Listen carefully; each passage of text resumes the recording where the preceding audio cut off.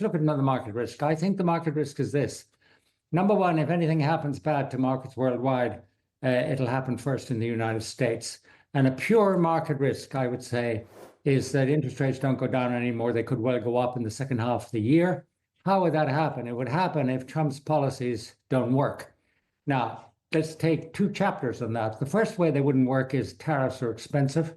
They're a tax on consumers. They're a tax on US domestic producers.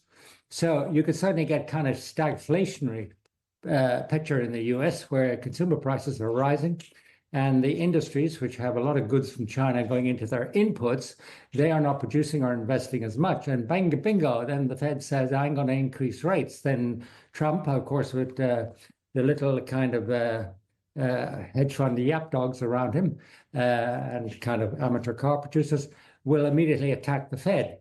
Now, what could happen there is really interesting. It is because if they do attack the Fed and it seems to gain traction, then that's the end of the strong dollar story, which would add to the woes.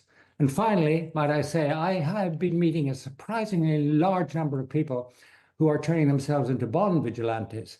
So when Trump's tariffs do not generate the taxes to fund his increased spending, the US budget deficit, which is at the moment 6%, so running above France, and the debt to GDP ratio, 120, which is heading for Italy, you could suddenly get the sort of vigilante attack in the bond market, which would force the long end of the market up at the same time as the Fed was thinking about increasing the short end. That's where the market risk comes in, and there's no valuations for that.